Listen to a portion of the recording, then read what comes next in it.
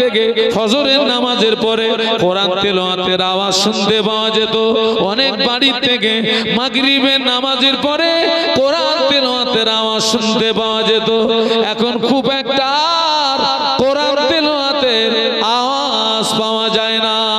ফজরের নামাজের পরে যে বাড়িতে কোরআন তেলাওয়াত হয় ফজর থেকে মাগরিব পর্যন্ত, ওই বাড়িটার চারিপাশে বিএসএফ বর্ডার সিকিউরিটি ফোর্সের মতো আল্লাহর ফেরেশতারা পাহারায় দাঁড়িয়ে যায়। যে বাড়িতে মাগরিবের নামাজের পরে কোরআন তেলাওয়াত হয় ওই বাড়িটায় মাগরিব থেকে ফজর পর্যন্ত ওই বাড়িটার চারিপাশে আল্লাহর ফেরেশতারা পাহারায় দাঁড়িয়ে যায়। আজকে সে কোরআন তেলাওয়াত উঠে গেছে বাবা। একটা সৎ সন্তানের কত দাম জানেন? একটা নেক সন্তানের কত দাম জানেন? তামাম পৃথিবীর জমিনে যত সম্পদ, ওই সম্পদ যদি এক পাল্লায় চাপিয়ে দাও, একটা সৎ চরিত্রবান সন্তানকে যদি অপর পাল্লায় চাপিয়ে দেওয়া, ওই সৎ চরিত্রবান সন্তানের পাল্লাটা ভারী হয়ে যাবে। একটু বলুন না সুবহানাল্লাহ। একটা সৎ সন্তানে এত দাম। তামাম পৃথিবীর জমিনে যত সম্পদ, ওই সম্পদকে আপনি এক পাল্লায় দেন, আর একটা সৎ চরিত্রবান সন্তানকে আপনি অপর পাল্লায় দেন, তামাম পৃথিবীর সম্পদের পাল্লাটা হালকা হয়ে যাবে, সৎ চরিত্রবান সন্তানের পাল্লাটা ভারী হয়ে যাবে। একটু মহব্বতে বলুন। শুধু তাই নয়, তামাম পৃথিবীর জমিনে যত সম্পদ, ওই সম্পদ যদি এক পাল্লায় রাখা হয়, একটা সৎ চরিত্রবান সন্তানকে যদি অপর পাল্লায় রাখা হয়, ওই সৎ চরিত্রবান সন্তানটা আল্লাহ পাকের দরবারে কবুল হয়ে যাবে। সুবহানাল্লাহ। তামাম পৃথিবীর সম্পদটা আপনি এক পাল্লায় রাখুন, আর একটা সৎ চরিত্রবান সন্তানকে অপর পাল্লায় রাখুন, ওই সৎ চরিত্রবান সন্তান আল্লাহ পাকের দরবারে কবুল হয়ে যাবে। বলুন সুবহানাল্লাহ। একটু মহব্বতের সঙ্গে বলুন। আজকের সেই প্রতিষ্ঠানে আমরা এসেছি, কিন্তু দুঃখ এবং আফসোস একটা জায়গায়, একটা প্রতিষ্ঠান চালাতে গেলে যে কতটা অর্থের প্রয়োজন, শ্রম দিতে হয়, বুদ্ধি দিতে হয়, যারা প্রতিষ্ঠান চালায় তারাই জানে। মানুষ যারা প্রতিষ্ঠান চালায় তারা পাগল হয়ে যায়। আগামী কাল এবং পরশু অর্থাৎ শুক্রবার এবং শনিবার আমি একটি প্রতিষ্ঠানের দায়িত্বে আছি, যার ইসালে সব। আজকে সারা দিন আমি সেই কাজে ব্যস্ত ছিলাম। আমি হাফেজ সাহেবকে মাগরিবের নামাজের পরে ফোন করে বললাম, হাফেজ সাহেব আমাকে যদি একটু ছেড়ে দেন তো আমার পক্ষে একটু সুবিধা হয়। আমার টাইম তো 6টা থেকে 8টা, তো এখন তো সন্ধ্যার সময় কাউকে দিয়ে ওই সময়টা একটু চালিয়ে নেন, আমার না গেলে ভালো হয়। কারণ আমি এখানে থাকলে আমি মানে প্রতিষ্ঠানের আপনার প্রতিষ্ঠান অনেকটা অর্থ পাবে। কিন্তু হাফেজ সাহেব বললেন না আসলে হবে না। আমি বাধ্যগতিতে সব ফেলে দিয়ে ছুটলাম। একটা প্রতিষ্ঠানকে চালাতে গেলে যে আপনার সেই ব্যক্তিকে কতটা লোড নিতে হয়, এরপরেও এক শ্রেণীর মানুষ আবার তাদের কাছে গালও শুনতে হয়। তো আমি একটা কথা ভাবি, আসমানের নিচে জমিনের উপরে বিশ্ব নবীর মতো ভালো মানুষ কেউ আছে? আর ও মুরব্বীরা কথা বলেন না কেন আপনারা? সেই বিশ্ব নবীর মতো মানুষকেও মানুষ গালি দিয়েছে না দেয়নি? মেরেছে না মারিনি? পাথর দিয়ে আঘাত করেছে না করিনি? আমি ভাবি নবী আনা কাজ করব, গাল শুনবো না। নবী আনা কাজ করব, মার খাবো না। নবী আনা কাজ করব, আমাকে শ্রম দিতে হবে না, এটা তো হবে না।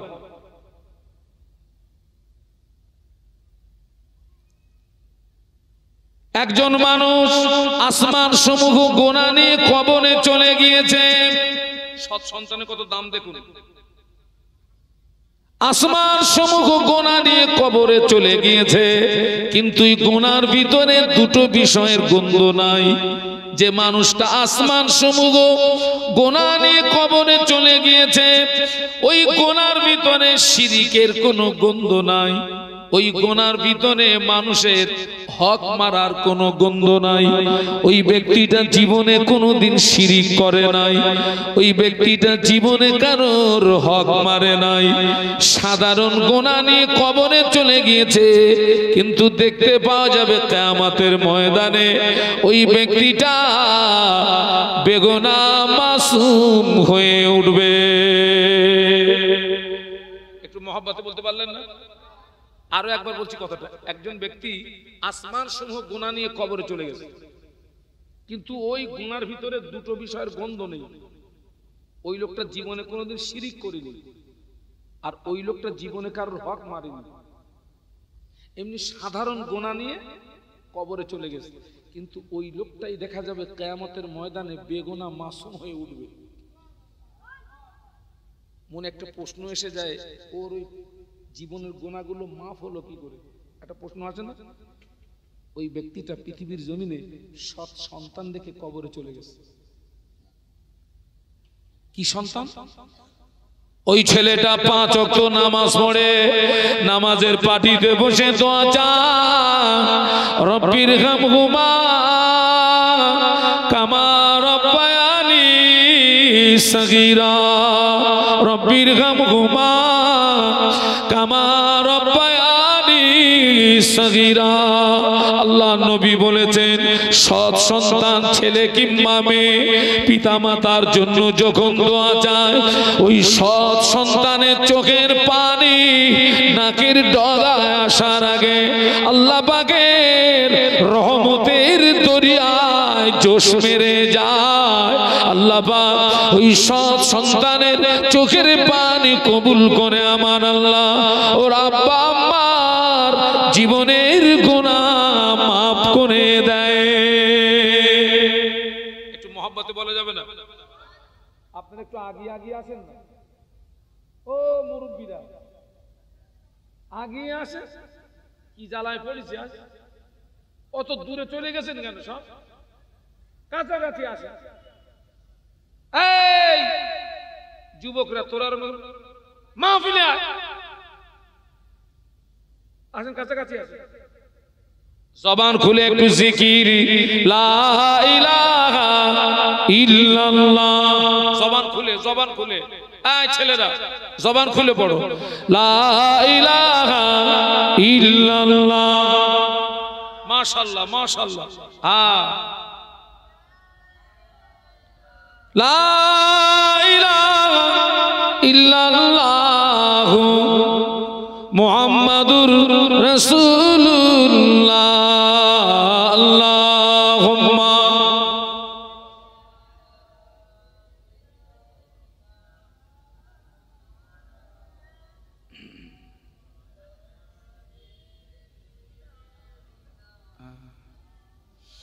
সকলে একটু জবান খুলে বলুন আল্লাহু আকবার।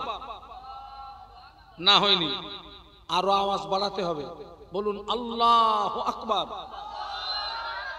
সৎ সন্তান দোয়া চাচ্ছে, রব্বির হামহুমা কামা রব্বায়ানি সগীরা। রাসূল বলেছেন, সৎ সন্তানের চোখের পানি নাকের ডগায় আসার আগে আল্লাহ পাকের রহমতের দরিয়ায় জোশ মেরে যায়। বলুন সুবহানাল্লাহ। এই হচ্ছে সেই সৎ সন্তান তৈরি করার কারখানা। এখানে সৎ সন্তান তৈরি হয়, নেক সন্তান তৈরি হয়।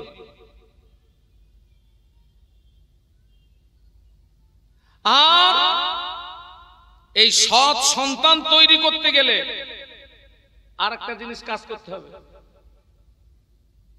জমিনটা ভালো করতে হবে। জমিন যদি ভালো হয়, গাছ কথা বলে, গাছ যদি ভালো হয় ফল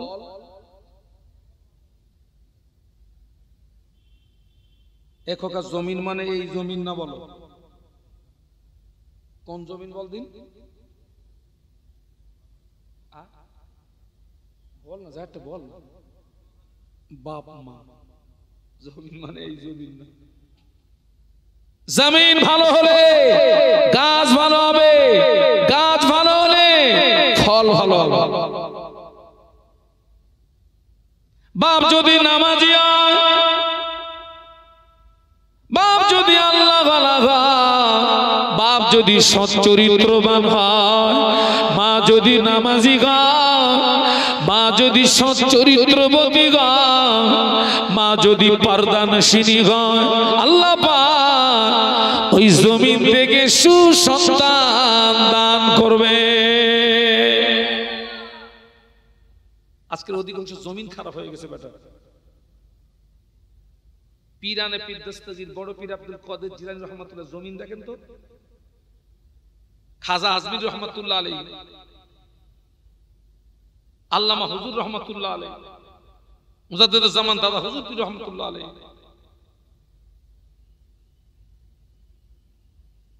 ও আমার মায়েরা, চার ইমামের এক ইমাম ইমাম শাফি রহমাতুল্লাহ আলাইহি, ইমাম শাফি রহমাতুল্লাহ আলাইহি আম্মা জান একদিন খ্বাব দেখে ফেললেন, স্বপ্ন দেখে ফেললেন, ওনার পেটের ভিতর থেকে একটা আলো বেরিয়ে ওই আলোটা আসমানের দিকে উঠে গেল, ওই আলোতে গোটা আসমানটা আলোকিত হয়ে গেল। ইমাম শাফি রহমাতুল্লাহ আলাইহি, বাবা মযহাব হচ্ছে চারটি মযহাব, হানফি, শাফি, মালিকি, হাম্বলি। এই চারটে মযহাবের চারটে ইমাম আছে, আর চারটে ইমাম হচ্ছে হক, তবে অনুসরণ করতে হবে সবাই মিলে বলুন একজনকে। এই চার ইমামের এক ইমাম ইমাম শাফি রহমাতুল্লাহ আলাইহি, ওনার আম্মা জান একদিন ঘুমিয়ে ঘুমিয়ে স্বপ্ন দেখছেন ওনার পেটের ভিতর থেকে একটা আলো বেরিয়ে ওই আলোটা আসমানের দিকে উঠে গেছে, আর ওই আলোতে গোটা আসমানটা আলোকিত হয়ে গেছে। স্বপ্নটা দেখে হেরেম শরীফের বড় বড় ইমামদের কাছে চলে গেছেন ওই স্বপ্নের তাবিজ জানার জন্য, স্বপ্নের ব্যাখ্যা জানার জন্য। আপনাদেরকে একটা কথা বলে দিচ্ছি, ভালো স্বপ্ন দেখলে ওই স্বপ্নের কথাটা যাকে তাকে বলবেন না। ভালো স্বপ্ন দেখলে ভালো আলেমকে জিজ্ঞাসা, হুজুর এরকম একটা স্বপ্ন দেখেছি হুজুর, এই তাবিজটা একটু বলেন তো। আর যাকে তাকে বললে ও যদি আপনার স্বপ্নের ব্যাখ্যা যদি ওলট পালট করে দেয়, মুসিবত আপনার হয়ে যাবে। তো ইমাম শাফি রহমাতুল্লাহ আলাইহির আম্মা ওই স্বপ্নটা দেখার পরে হেরেম শরীফের বড় বড় ইমামদের কাছে গিয়ে জিজ্ঞাসা করলেন, এই স্বপ্নের তাবিজটা কি, স্বপ্নের ব্যাখ্যাটা কি? বড় বড় ইমামরা বলেছিলেন, মা আপনি সংবাদ নিয়ে দেখুন, যে মহিলা স্বপ্ন দেখেছে নিশ্চয়ই ওই মহিলার গর্ভে সন্তান আছে। একটু বলুন সুবহানাল্লাহ। ও মা ওই মহিলাকে সাবধানে থাকতে বলবেন, ওই মহিলাকে সাবধানে থাকতে বলবেন, ওই মহিলা যেন বিহুরমতি না হয়ে যায়। ও মা ওই মহিলার গর্ভে যে সন্তান আছে ওই সন্তানটা ভূমিষ্ঠ হওয়ার পরে হাফেজ হবে, আলেম হবে, ফকিহ হবে, মুহাদ্দিস হবে। ওই সন্তানের দ্বারা তামাম পৃথিবীর জমিনে দিনের আলো জারি হয়ে যাবে। এই হচ্ছে স্বপ্নের ব্যাখ্যা। স্বপ্নটাও যেমন, বলুন বলুন ব্যাখ্যাটাও। এই বাবা এই বক্সের মুখটা একটু ওদিকে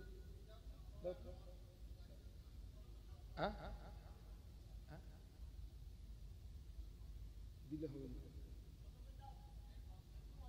একটু একটু একটু একটু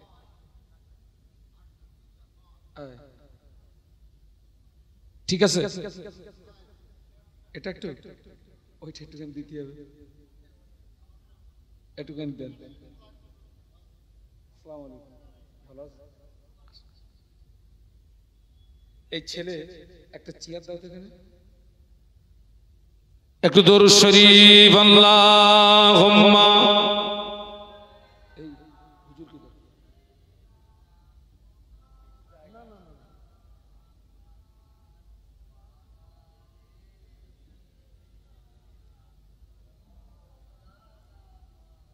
ইমাম শাফি রহমাতুল্লাহ আলাইহির আম্মা স্বপ্ন দেখে হেরেম শরীফের বড় বড় ইমামদের কাছে স্বপ্নের তাবিজ জানতে গেলেন। হেরেম শরীফের বড় বড় ইমামরা স্বপ্নের তাবির করলেন যে মহিলাই স্বপ্ন দেখেছে নিশ্চয়ই ওই মহিলার গর্ভে কি আছে, সন্তান আছে। ওই মহিলাকে বলে দেবেন ওই মহিলা যেন বিহুরমতি না হয়ে যায়। ওই মহিলার গর্ভে যে সন্তান আছে ওই সন্তানটা ভূমিষ্ঠ হওয়ার পরে হাফেজ হবে, আলেম হবে, ফকিহ হবে, মুহাদ্দিস হবে। ওই সন্তানের দ্বারায় তামাম পৃথিবীর জমিনে দ্বীনের আলো জারি হয়ে যাবে। স্বপ্নটাও যেমন, ব্যাখ্যাটাও। ইমাম শাফি রহমাতুল্লাহ আলাইহির আম্মা জান বাড়ি চলে আসলেন। ইমাম শাফি রহমাতুল্লাহ আলাইহির আম্মা বাড়িতে এসে উযু করলেন, 2 রাকাত শুকরিয়া নামাজ আদায় করলেন। 2 রাকাত শুকরিয়া নামাজ আদায় করে আল্লাহ পাকের দরবারে হাত তুলে কাঁদেন, আল্লাহ পাক আমার স্বপ্ন যেন সফল হয়, আল্লাহ পাক আমার স্বপ্ন যেন পূরণ হয়। একটু বলুন সুবহানাল্লাহ। আজকে আমাদের ভিতর থেকে যে সৎ সন্তানটা আসবে, ইমাম শাফি রহমাতুল্লাহ আলাইহির আম্মা জান স্বপ্নের তাবিজ জেনে খুশি হয়ে 2 রাকাত কিসের নামাজ পড়লেন? শুকরিয়ার নামাজ। আমাদের অধিকাংশ মায়েরা শুকরিয়ার নামাজ দরকার নেই, 5 ওয়াক্ত ফরজ নামাজ পড়ে। তো ওখান থেকে কি আসে? কে মুরব্বী কথা বুঝতে পারছেন না? পারছেন না? আমাদের অধিকাংশ বাপেরা 5 ওয়াক্ত নামাজ পড়ে, ও জমিন থেকে কি আসবে?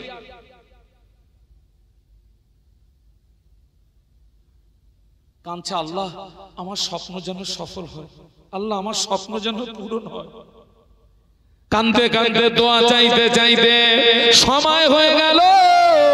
আল্লাহ পাক একটা সন্তান দিলেন। কাঁদতে কাঁদতে দোয়া চাইতে চাইতে সময় হয়ে গেল, বাচ্চা প্রসবের সময় হয়ে গেল। আল্লাহ একটা সন্তান দিলেন।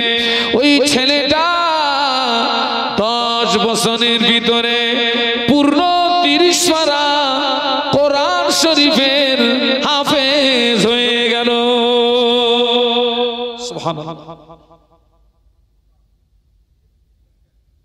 কাঁদতে কাঁদতে দোয়া চাইতে চাইতে সময় হলো, আল্লাহ পাক একটা সন্তান দিলেন এবং ওই সন্তানটা 10 বছরের ভিতরে পূর্ণ 30 পারা কোরআন শরীফের হাফেজ হয়ে গেছে। একটু বলুন সুবহানাল্লাহ। বাবা, ওই হেরেম শরীফের বড় বড় ইমামরা যে স্বপ্নের তাবির করেছিল সেই স্বপ্নের তাবিরের সঙ্গে মিলছে না? মিলছে না? মিলছে। ইমাম শাফি রহমাতুল্লাহ আলাইহি 10 বছরে পূর্ণ 30 পারা কোরআনের হাফেজ হওয়ার পরে আম্মাকে না বলে লুকিয়ে লুকিয়ে চলে গেছে মদিনা শরীফে ইমাম মালিক রহমাতুল্লাহ আলাইহির কাছে ইলমে হাদিস, ইলমে তাফসীরের জ্ঞান অর্জন করতে।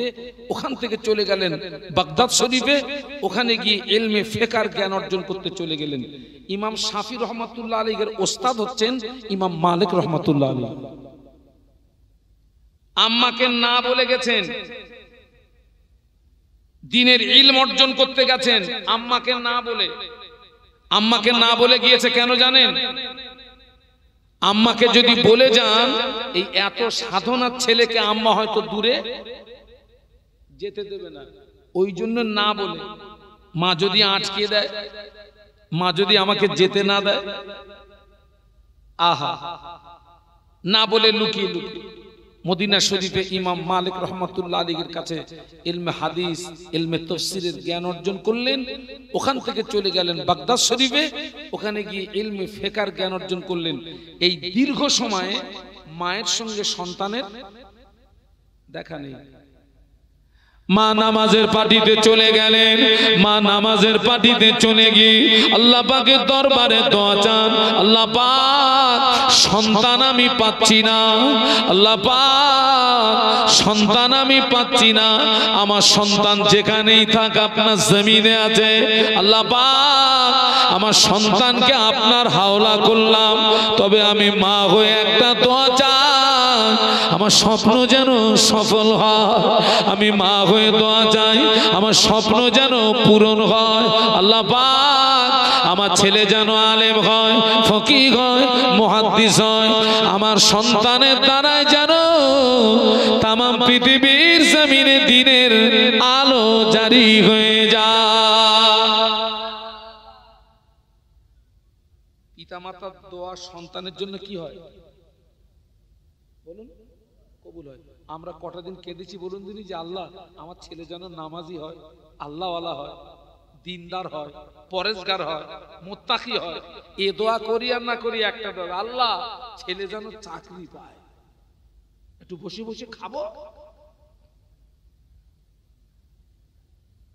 কটা দিন কেঁদেছি যে আল্লাহ আমার ছেলেকে তুমি আলেম বানাও, হাফেজ বানাও, মুহাদ্দিস বানাও, ফকিহ বানাও, দিনদার বানাও, পরেশগার বানাও, মুত্তাকি বানাও।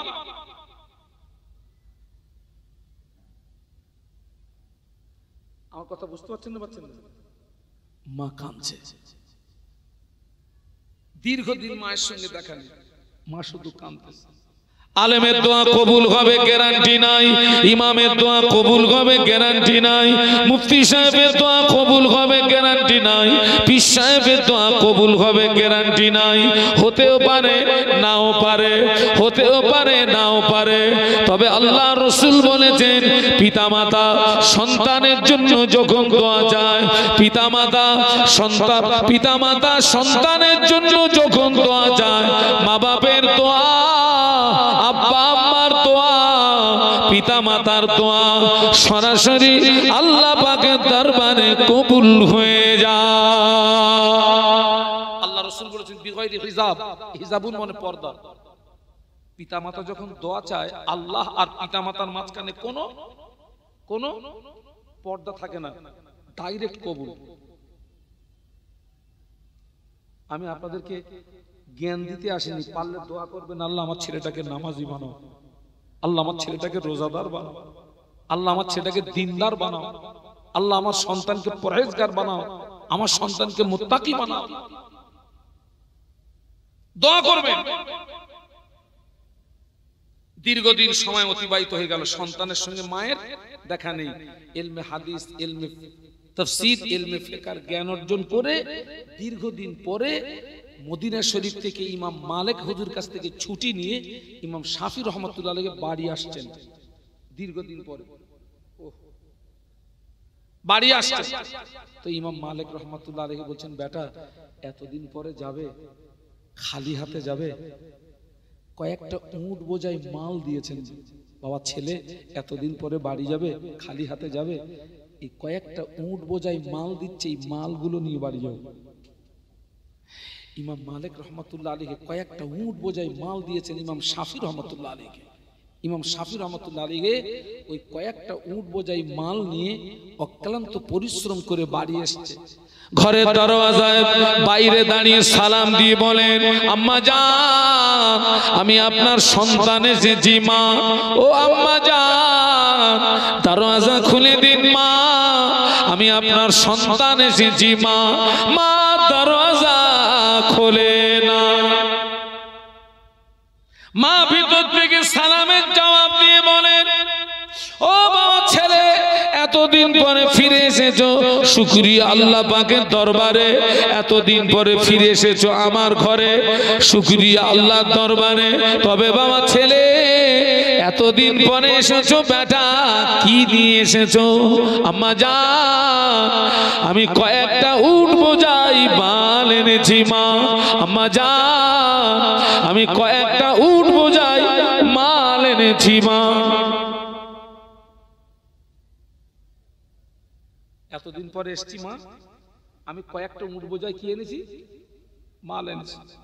আম্মা জান দরওয়াজা খোলে না, ভিতর থেকে আওয়াজ দেয়, ও বাবা ছেলে, মালের আমার দরকার নাই, মালের আমার প্রয়োজন নাই, চলে যাও মদিনা শরীফের হেরেম শরীফের আশেপাশে কত বেওয়া আছে, কত মিসকিন আছে, কত ফকির আছে, এই মালগুলো তাদের ভিতরে খায়রাত করে দাও, এই মালগুলো তাদের ভিতরে বন্টন করে দাও।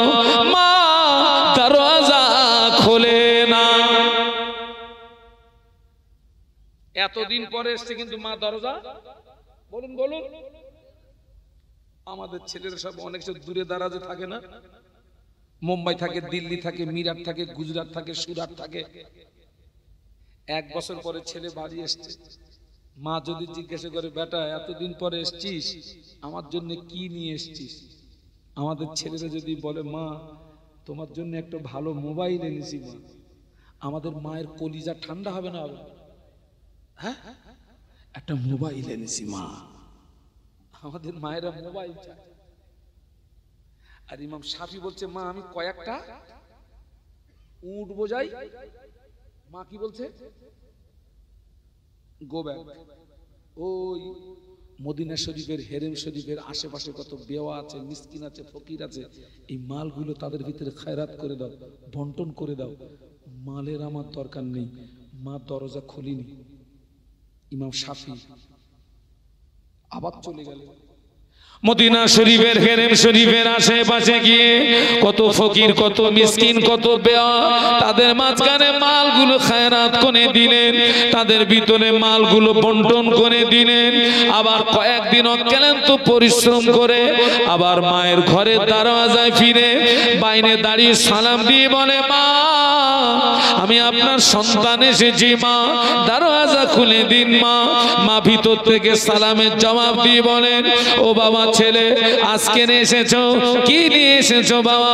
আম্মা যান, আমি গতদিন এসেছিলাম, কয়েকটা উট বোঝাই মাল এনেছিলাম। আম্মা যান, আজকের আমি মাল আনি না মা, আজকের আমি উট বোঝাই মাল আনি না মা, আজকের আমি আলেম হয়ে, ফকিহ হয়ে, মুহাদ্দিস হয়ে আপনার ঘরের দরজায় ফিরে এসেছি। একটু মহব্বতে বলুন না, জোরে বলেন না। আজকের মাল আনেনি মা, আজকের আমি কি হয়ে এসেছি? আলেম হয়ে, ফকিহ হয়ে, মুহাদ্দিস হয়ে আপনার ঘরের দরজায় ফিরে এসেছি মা। এবারে মা ঘরের দরজা খুলেছেন,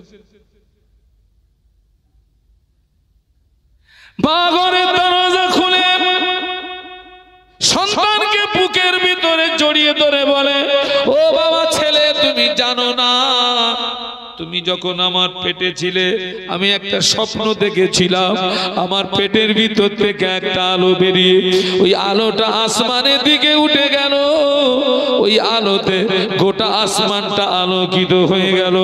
আমি হেরেম শরীফের ইমামদের কাছে তাবিজ জেনেছিলাম, তানারা বলেছিলেন, মা ওই মহিলার গর্ভে নিশ্চয়ই সন্তান আছে, ওই সন্তানটা ভূমিষ্ঠ হওয়ার পরে হাফেজ হবে, আলেম হবে, ফকিহ হবে, মুহাদ্দিস হবে। ওই সন্তানের দ্বারাই তামাম পৃথিবীর জমিনে দিনের আলো জারি হয়ে যাবে। ও বাবা ছেলে, তুমি জানো না, ওই দিন থেকে আমি সব সময় দোয়া করি, আল্লাহ পাক আমার স্বপ্ন যেন সফল হয়, আল্লাহ পাক আমার স্বপ্ন যেন পূরণ হয়, আমার ছেলে যেন হাফেজ হয়, আলেম হয়, ফকিহ হয়, মুহাদ্দিস হয়, আমার সন্তানের দ্বারাই যেন তামাম পৃথিবীর জমিনে দিনের আলো জারি হয়ে যায়।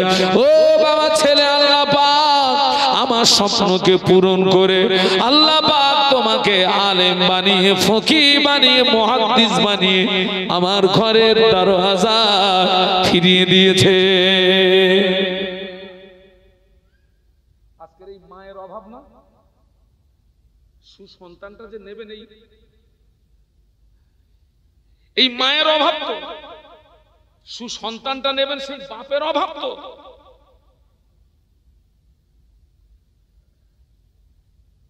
সেই মায়ের অভাব, সেই বাপের অভাব। আল্লাহ পাক আমাদেরকে হেদায়েত দান করুন, আল্লাহুম্মা। আমার ছেলেরা আগেই বলেছি, জমিন ভালো হলে গাছ ভালো হবে। গাছ ভালো হলে আল্লাহ চাইলে ফল ভালো হবে, আল্লাহ চাইলে ফল ভালো হবে। আর একটা জমিন দেখাচ্ছি, পীরানে পীর দস্তগীর হযরত বড় পীর শায়েখ আব্দুল কাদের জিলানী রহমাতুল্লাহ আলাইহি হুজুরের আব্বা জানের জীবনটা দেখেন। হুজুরের আব্বা জানের নাম হলো হযরত আবু সালেহ মুসা জঙ্গি রহমাতুল্লাহ আলাইহি। আগে বড় পীর সাহেবের আব্বার নাম কি? আবু সালেহ মুসা জঙ্গি রহমাতুল্লাহ আলাইহি। কয়েকদিন খাওয়া হয়নি, নদীতে ভেসে যাওয়া একটা ফল খেয়েছিলেন না?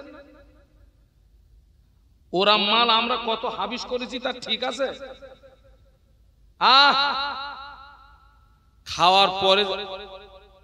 খাওয়ার পরে তানার ভিতরে অনুশোচনা তৈরি, আল্লাহ কার বাগানের ফল খেলাম, আমি তো না বলেই খেয়ে ফেললাম। কার বাগানের ফল? নদী স্রোত যেদিকে যাচ্ছিল উনি তার বিপরীত দিকে হাঁটতে শুরু করলেন। এ ফলের বাগানের মালিককে খুঁজতে গেলে বিপরীত দিকেই যেতে হবে। বাগানের মালিকও পেয়ে গেলেন, গিয়ে বললেন আমি আপনার এই বাগানের ফল নদীতে ভেসে যাচ্ছিল, কয়েকদিন ক্ষুধার্ত ছিলাম, আপনাকে না বলে খেয়ে ফেলেছি, বাবা আমাকে আল্লাহর রাস্তায় মাফ করে দেন। বাবা প্রবাদে একটা কথা আছে, মানুষে মানুষ চেনে আর একটা চেনে কসু, ওর নাম আর বলবো না। বাগানের মালিকও মানুষ, আর যিনি গিয়েছেন তিনিও কি বাগানের মালিক। চিন্তা করছে আল্লাহ এই বাগানের ফল কত মানুষ খেয়েছে,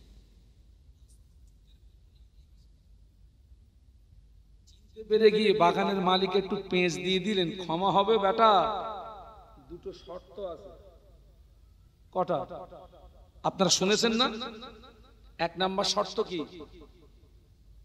12 বছর কথা বলে না, 12 বছর আমার এই বাগানে। আচ্ছা ভাই, আপনারা মনে করেন আপনাদের এই দুর্গাপুরের কারোর বাগানের এক কাঁদি কলা আমি চুরি করে খেয়েছি, আমি যদি ওর কাছে ক্ষমা চাইতি, ভাই তোর বাগানের এক কাঁদি কলা চুরি করে খেয়েছি আর মাফ করে দে, ও যদি বলে 5 বছর আমার এই বাগানে তোমার ফাও খাটতে হবে, ওর মারবো না তো সাহস বলো। একটা দুটো বছর না, কটা বছর?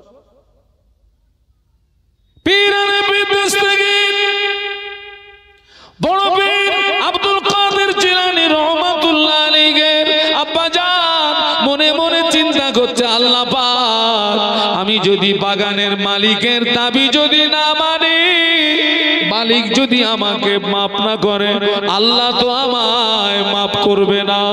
একটা হলো হকুল্লাহ আর একটা হলো হকুল ইবাদ, একটা বান্দার হক একটা আল্লাহর হক। ও আমার ভাইজানেরা, হুজুরের আব্বা জান 12 বছর গোলামি করাতে রাজি হয়ে গেলে। একটু মহব্বতে বলুন না। 12 বছর যাই করে কাটলো, আবার একটা শর্ত কি মনে নেই? আমার এইরকম একটা মেয়ে আছে, কানে শুনতে পায় না, চোখে দেখতে পায় না, হাত দুটো ঠিক নেই, পা দুটো ঠিক নেই, এরম একটা মেয়ের বিয়ে করতে হবে। ও যা মেয়ের বর্ণনা দিয়েছে, আমার কাছে ছেলেরা যদি বলা হয় খোকা 10 লাখ দেবো, এইরকম একটা মেয়ে তোর জন্য ঠিক করেছি, নেবে বলে মনে হয়? হুজুরের আব্বা জান সেই মেয়েকে বিবাহ করাতে রাজি হয়ে গেলেন। তবে তো বড় পীর সাহেব তৈরি হয়েছে।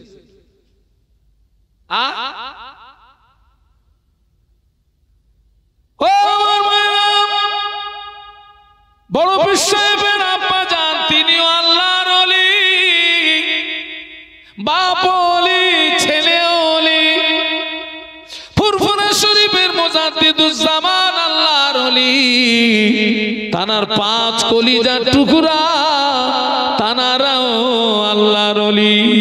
জমিন দেখেন, বাপ ওলি,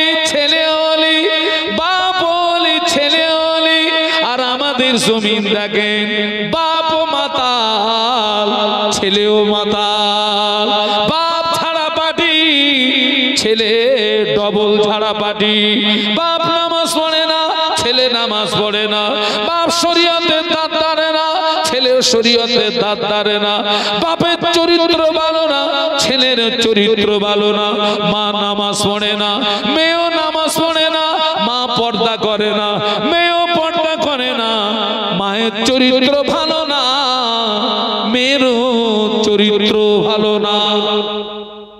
ঠিক বলছি না ভুল বলছি?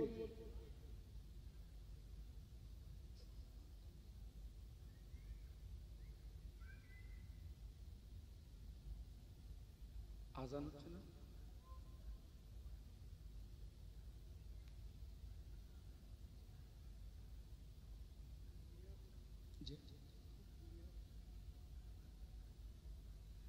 একটু দরুদ শরীফ আল্লাহুম্মা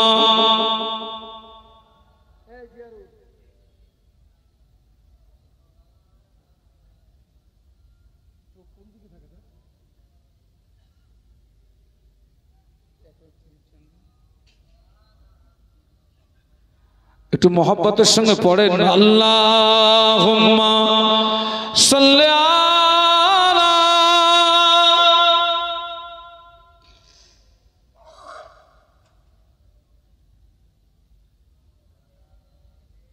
কষ্ট হচ্ছে নাকি আপনার দরুদ শরীফ পড়তে? হসপিটালের বেদের মতন সব চিচি করতেছেন কেন সব? জোরে জোরে আল্লাহুম্মা সাল্লি আলা মাশাআল্লাহ মাওলানা মুহাম্মদ ওয়া আলা আলি।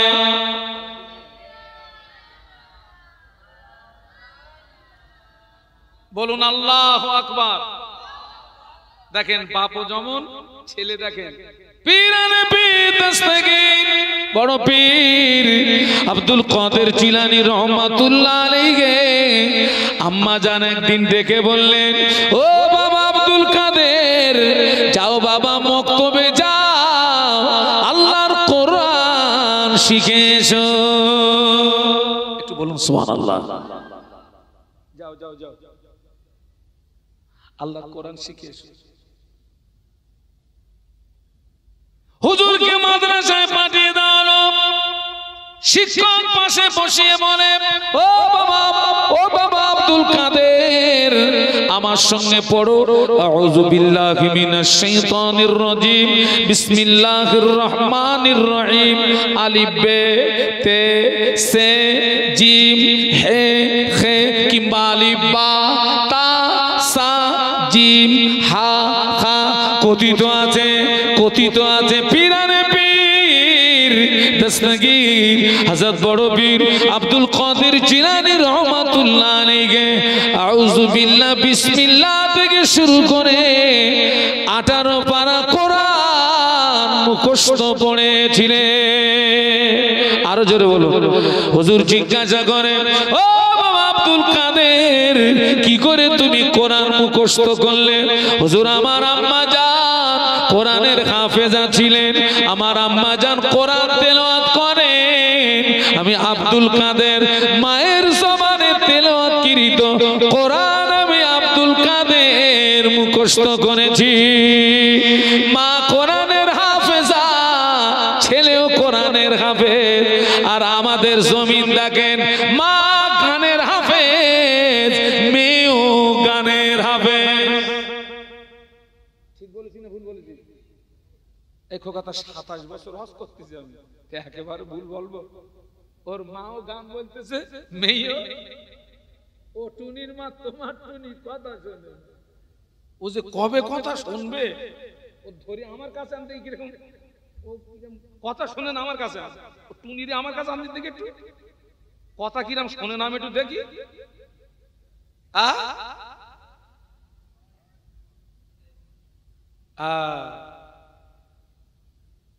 ও আমার মায়েরা, হুজুরের আম্মা জান বলে, বাবা আব্দুল কাদের হুজুরকে এবারে দ্বীনের ইলম অর্জন করার জন্য একটা কাফেলার সঙ্গে বাগদাদ শরীফে পাঠিয়ে দিচ্ছেন দ্বীনের ইলম অর্জন করার জন্য।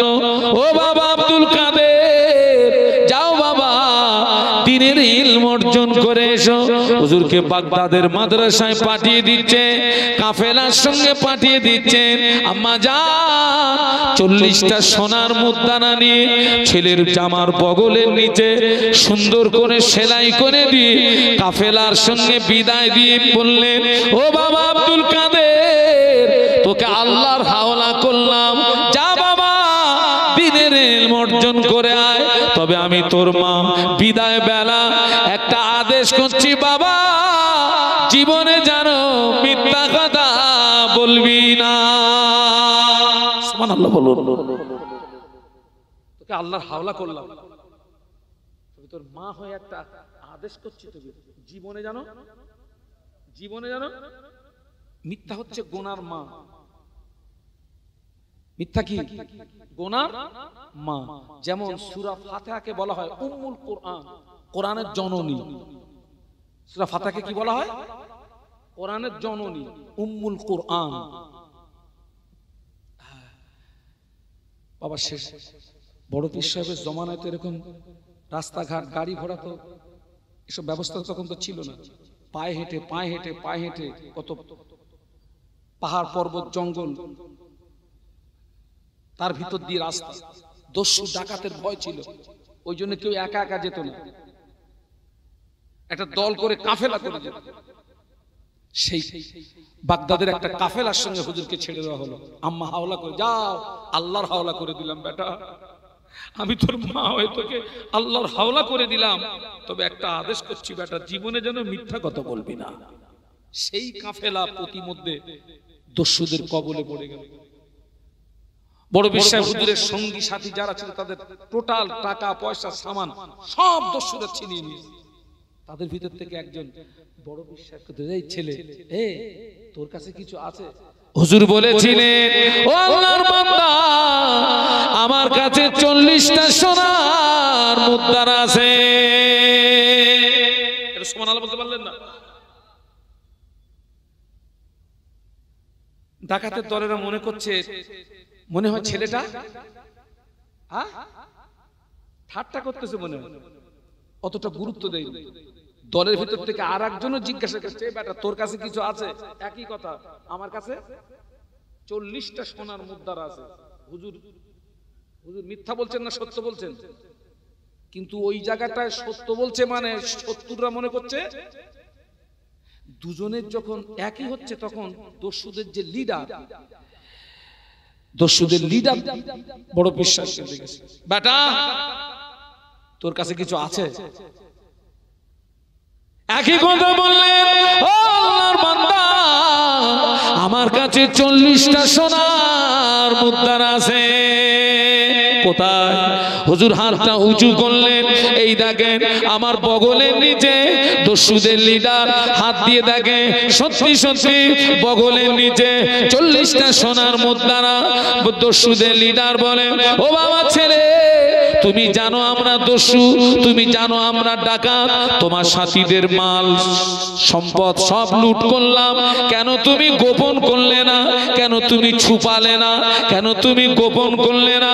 পিরানে পীর দস্তগীর হযরত বড় পীর আব্দুল কাদের জিলানী রহমাতুল্লাহ আলাইহি বলেছিলেন, ও আল্লাহর বান্দা, আমি জানি আপনারা দস্যু, আমি দেখছি আপনারা লুট করছেন, কিন্তু আমি আমার আম্মা জানের আদেশ অমান্য করতে পারলাম না।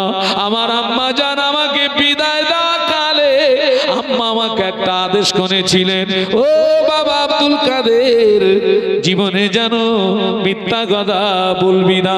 কিন্তু আজ কঠিন মুসিবতের সময়ে আমি মায়ের আদেশ অমান্য করতে পারলাম না। বলুন সুবহানাল্লাহ। দস্যুদের লিডারের ব্রেন খুলে গেল। ও ছেলে, কঠিন বিপদের সময়, কঠিন মুসিবতের সময় তোর মায়ের আদেশ তুই অমান্য করতে পারলি না বেটা। আমি জীবনে আমার আল্লাহর কত হুকুম অমান্য করেছি, আমি জীবনে আল্লাহর কত হুকুম অমান্য করেছি, আর নয়। ও বেটা, তোর পবিত্র হাতটা আমার দিকে বাড়িয়ে দে, আমার নাপাক হাতটা ধরে একটু আমাকে তওবা পড়িয়ে দে। দস্যুদের লিডার শুধু তওবা করলো না, টোটাল দস্যুদের সব সহচররা এবং দস্যুদের লিডার হুজুরের হাতে তওবা করলো। দস্যুদের লিডার শুধু তওবা করলো না, দস্যুদের লিডার তওবা করে তিনিও আল্লাহর ওলি হয়ে গেলেন।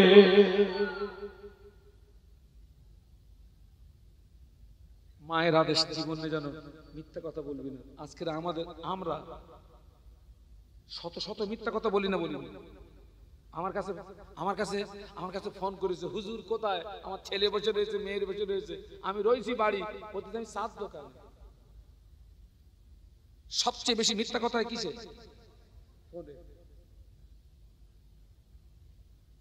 আমরা মিথ্যা বলি বলে আমাদের কাছ থেকে ছেলেও শিখতেছে, মেয়েও শিখতেছে, ছেলেও শিখতেছে, মেয়েও শিখতেছে। আজকের কথা বলছি।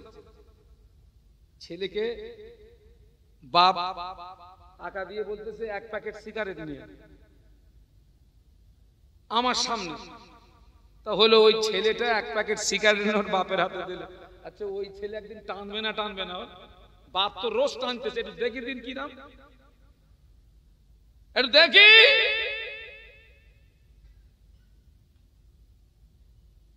হ্যাঁ, আর একটা জমিন দেখেন, আমাদের খোলা পাতার জমিন ধন্য করে শুয়ে আছেন হযরত বজলুর রহমান দারগাপুরি রহমাতুল্লাহ আলাইহি। নাম শুনেছেন না? শুনেছেন। আবার যিনি ছিলেন একজন জিহাদি আলেম, যিনি ছিলেন একজন বলেন জিহাদি আলেম, সৌদি আলেমদের সঙ্গে বাহাজ করে সেই বাহাজে জিতে রাজকীয় খানা খেয়ে বাড়ি এসেছিলেন। সুবহানাল্লাহ বলেন। এই কথাটা আমার শোনা, আল্লাহ পাক তার কবরকে এই মুহূর্তে জান্নাতের নূর দিয়ে গুলজার করে দেন। আপনাদের এলাকার মানুষ মরহুম মগফুর গোলাম মাওলা হুজুর, ঘোনা নিবাসী, হুজুরের জবান থেকে আমার শোনা, বজলুর রহমান দারগাপুরি হুজুর রহমাতুল্লাহ আলাইহি ওই আপনার সৌদিতে যে বাহাজ করেছিলেন, সেই বাহাজে গোলাম মাওলা হুজুরও ছিলেন। যখন হুজুরদেরকে ধরে নিয়ে গেল, গোলাম মাওলা হুজুর বলছে আমি তখন থরথর করে কাঁপছি। আর যখন যখন সেই বাহাজে হুজুর বজলুর রহমান দারগাপুরি হুজুর যখন জয়ী হলেন, রাজকীয় খানা যখন খাওয়াচ্ছেন, তখন গোলাম মাওলা হুজুর বলছে তখন আমি জানটা ফিরে পেয়েছি, নইলে এখানে ধরলি তো সব পুরো গুম করে দেয়। বজলুর রহমান দারগাপুরি রহমাতুল্লাহ আলাইহি হুজুরের বয়স তখন 7 বছর। কত? 7 7 6 0 7 না, 1 2 3 4 5 6 7। আল্লাহ নবী বললেন মুরু আওলাদাকুম বিসসালাতি ইদা বালাগু সাবান ওয়াদিরিবুহুম ইদা বালাগু আশরান আও কামা ক্বালা আলাইহিস সালাম। আল্লাহ নবী বললেন তোমার ছেলে মেয়ের বয়স যখন হবে 7, তোমার ছেলে মেয়ের বয়স যখন হবে 7, ওদের নামাজের কথা বলো। ছেলে নামাজ পড়ো, মেয়ে নামাজ পড়ো, ছেলে নামাজ পড়ো, মেয়ে নামাজ পড়ো। 7 থেকে 10 পর্যন্ত মুখে মুখে বলো। 10 অতিক্রম হয়ে গেলে ছেলে যদি নামাজ না পড়ে, মেয়ে যদি নামাজ না পড়ে, আল্লাহ নবী বললেন অদিরিবুহুম, তুমি তাকে মারো। ছেলে মেয়ের বয়স যখন 7 হবে, আল্লাহ রাসূল বলছে তুমি ওকে নামাজের কথা বলো। আর ছেলেদের বাপ বলা যায় না? যায় না? যায় না? বাপ নামাজটা পড় বাপ। মেয়ের মা বলা যায় না? যায় না? মা নামাজটা পড় মা। 7 থেকে 10 পর্যন্ত রাসূলুল্লাহ মুখে মুখে বলতে বলেছেন। 10 অতিক্রম হয়ে গেলে ছেলে মেয়ে নামাজ না পড়লে রাসূল বলেছেন ওয়াদরিবহুম, আমরের সিগা, তুমি ওকে মারো, মারো। হুজুরের বয়স তখন 7 বছর। হুজুর গ্রামের ছেলেদের সঙ্গে মাঠে খেলাধুলা করতে গিয়েছিলেন। গ্রামের ছেলেদের সঙ্গে মাঠে খেলাধুলা করতে গিয়েছেন। খেলাধুলা করে যখন বাড়ি এসছেন তখন সূর্যটা পশ্চিম দিকে অনেকটা ঢলে গেছে। বাবা কত বুঝতে পারছেন না পারছেন না? সূর্য তখন পশ্চিম দিকে অনেকটা ঢলে গেছে। হুজুর বাড়িতে এসেই বলছেন আম্মা ভাত দেন। আমাদের ছেলে মেয়েদের এমনি খুঁজে পাওয়া যায় না, কিন্তু খাওয়ার সময় জমিদার হাজির না। হুজুর এসেই বলছে আম্মা ভাত দেন। আম্মা জান বলেছিলেন, ও বাবা বসুর রহমান, জোহরের নামাজটা কি পড়ছো? জোহরের নামাজটা কি পড়ছো? না আম্মা, জোহরের নামাজ আমার পড়া হয় না। আম্মা জান বলেছিলেন, ও বাবা বসুর রহমান, তুমি কি জানো না তোমার মা কোনো বেনামাজিকে ভাত দেয় না? একটু বলুন আল্লাহু আকবার। আমরা এতটুকু তম্বি ছেলে মেয়েকে করি, এতটুকু কথা কি জিজ্ঞাসা করি যে তুই নামাজ পড়েছিস? করি।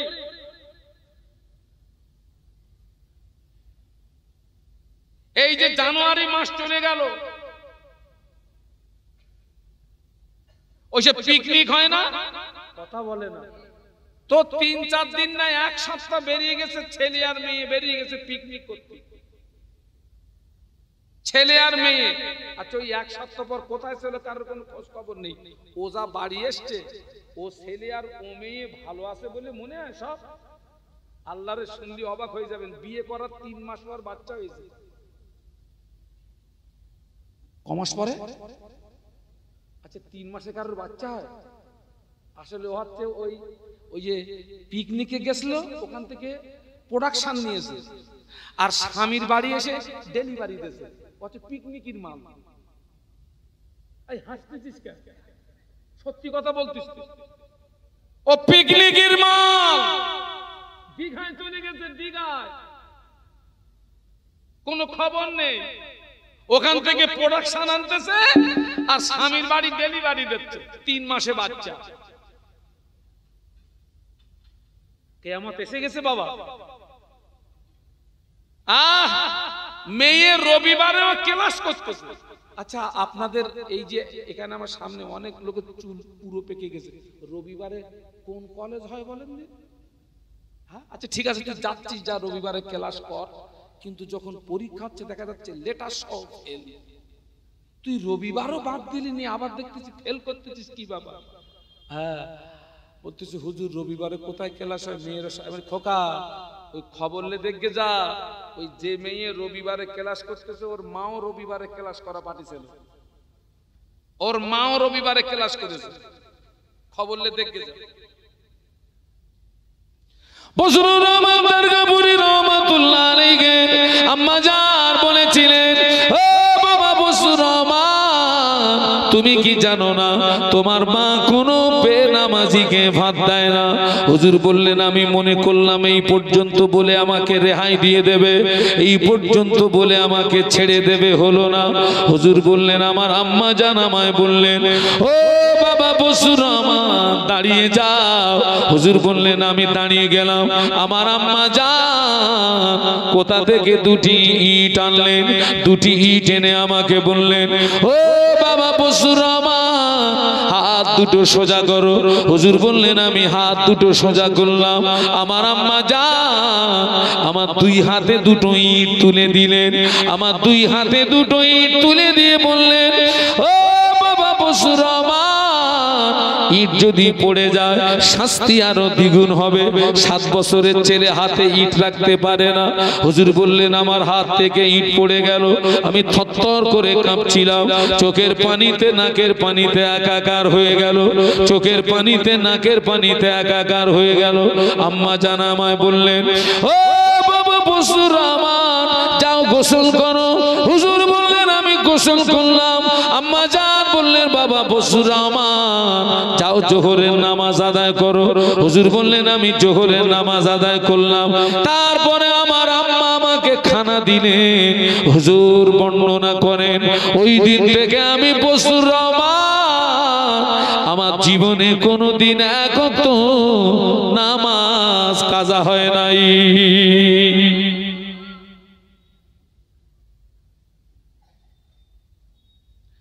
আপনি বলবেন 7 বছরের ছেলের হাতে ইট তুলে দিয়ে মা অত্যাচার করেছে, আমি কিছুক্ষণের জন্য আপনার মতটাকে মেনে নিলাম,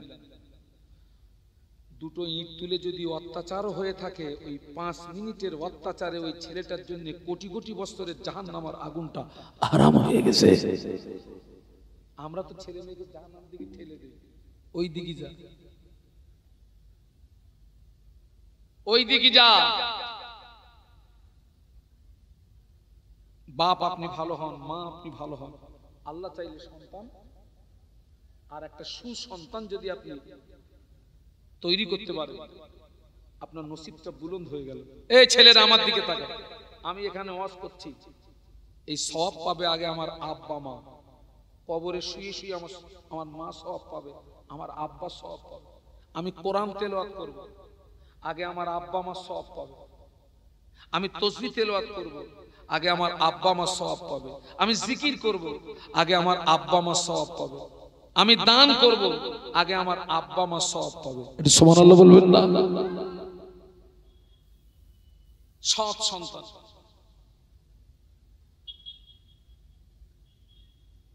আমি যে কথা বলার জন্য এ পর্যন্ত এসেছি, আজকের আমরা যে প্রতিষ্ঠানে এসেছি, যে আঙিনায় এসেছি আমরা, এটা হচ্ছে সেই সৎ সন্তান তৈরি করার কারখানা। সৎ সন্তান তৈরি করার কারখানা। আপনাদেরকে বলে যাচ্ছি, সবাই আপনার প্রতিষ্ঠানের দিকে খেয়াল রাখবেন। আর আপনাদেরকে বলবো, আপনার ছেলে মাস্টার হোক, ডাক্তার হোক, উকিল হোক, ইঞ্জিনিয়ার হোক, পাইলট হোক, এগুলোরও প্রয়োজন আছে, তবে কোরআনের শিক্ষাকে বাদ দিয়ে নয়। দ্বীনি শিক্ষাকে, প্রাথমিক দ্বীনি শিক্ষা, জায়েজ না জায়েজ, হারাম হালাল, পাক না পাক, এই যে প্রাথমিক দ্বীনি শিক্ষা, এটা অবশ্য রাখতে হবে। আবার বলছি, আপনার ছেলে ডাক্তার হোক, উকিল হোক, ইঞ্জিনিয়ার হোক, পাইলট হোক, প্রয়োজন আছে, কোরআনের শিক্ষাকে বাদ দিয়ে নয়। আজকের অবাক হয়ে যাবেন, আশ্চর্য হয়ে যাবেন, আজকে দ্বীনের ইলম আমাদের ভিতরে না থাকার কারণে, দ্বীনের জ্ঞান আমাদের ভিতরে না থাকার কারণে আমাদের দ্বারায় অনেক ভুল হয়ে যায়। নামাজে ভুল হয়, রোজায় ভুল হয়, হজে ভুল হয়, যাকাতে ভুল হয়, দানে ভুল হয়। আল্লাহু আকবার। মাদ্রাসার জন্য কালেকশন করতে গেছি, তো একটা বাড়িতে গিয়ে সালাম দিয়েছি,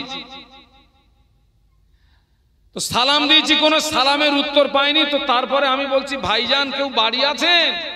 হঠাৎ নজর পড়ে গেল ওই ঘরের বারান্দায় একজন মহিলা নামাজ পড়ছে।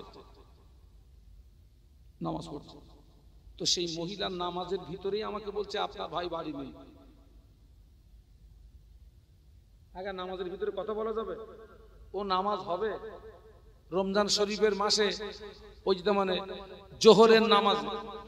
জোহরের নামাজে সব একসঙ্গে জোহরের নামাজ পড়তেছি, হঠাৎ দেখতেছি নামাজি হালাতে একজন ওই জানলার ধারে ফেলে আবার এসে দাঁড়াচ্ছে। তার মানে ওর গালে থুতু এসে গেছে। এই থুতু যদি এসে যায়, ওটা রোজা অবস্থায় গেলা যাবে, অসুবিধা নেই, তবে থুতু জমিয়ে জমিয়ে জমিয়ে জমিয়ে গেলা যাবে না।